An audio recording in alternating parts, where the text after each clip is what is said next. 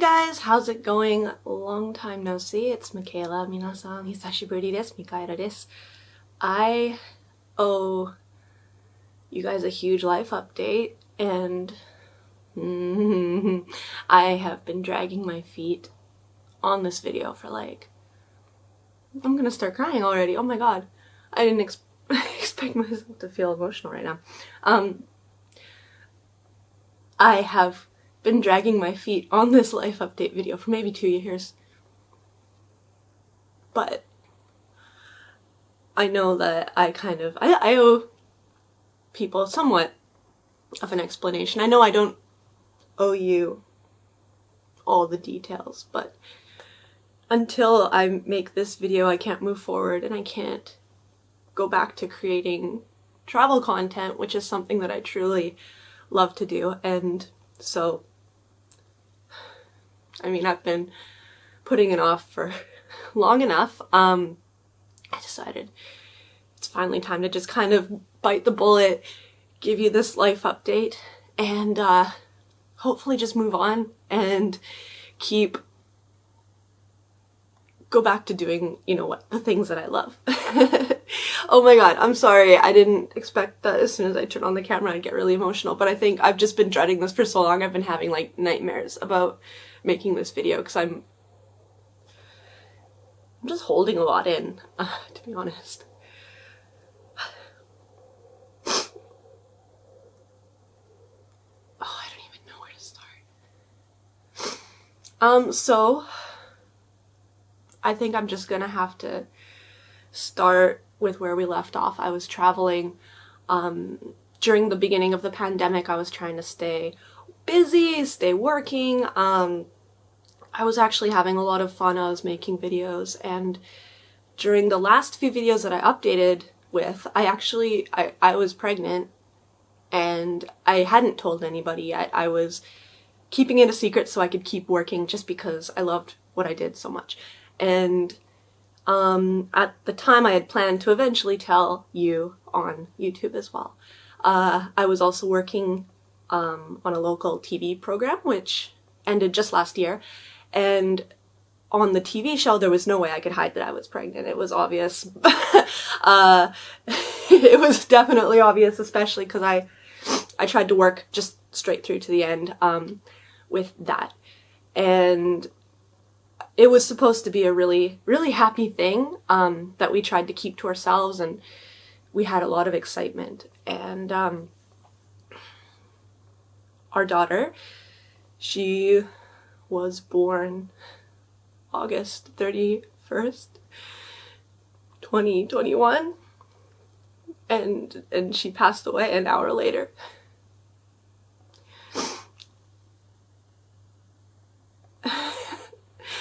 In her dad's arms.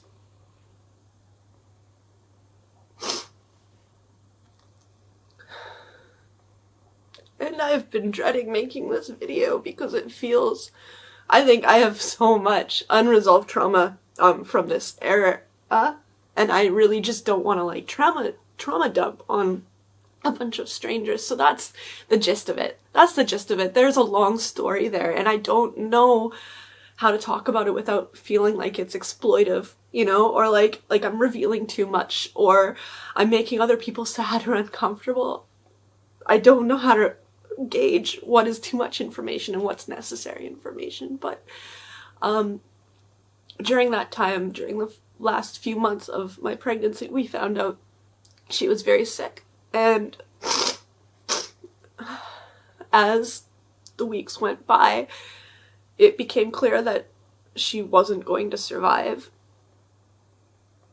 And it was the hardest thing that I've ever gone through my whole life.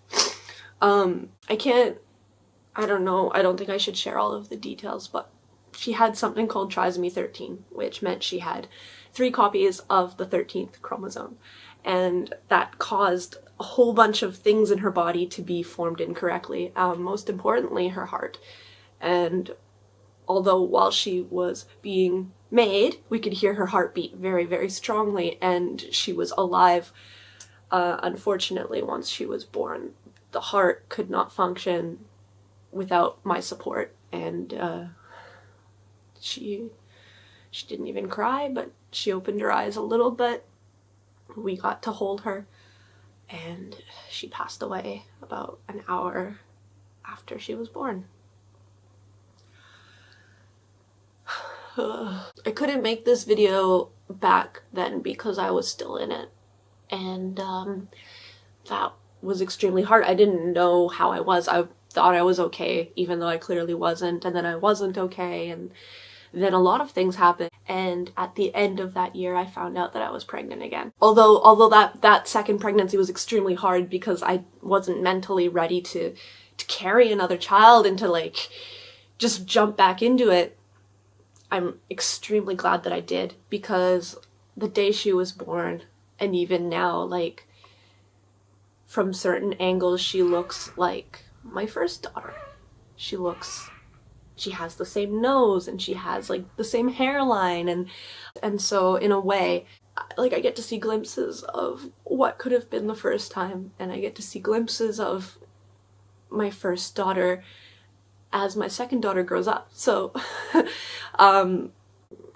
just having her here is the greatest joy, and she's just a sweet little baby, and I feel like finally now, maybe, how long has it been, like 2 years since all of this started, I feel like finally I'm ready to work again. I'm ready to go out and do things. My brain feels like it's functioning at like a normal human level again. I'm not sad all the time. I know I cried a lot in the beginning of this video, but I had so much anxiety built up about like just talking about all of this. And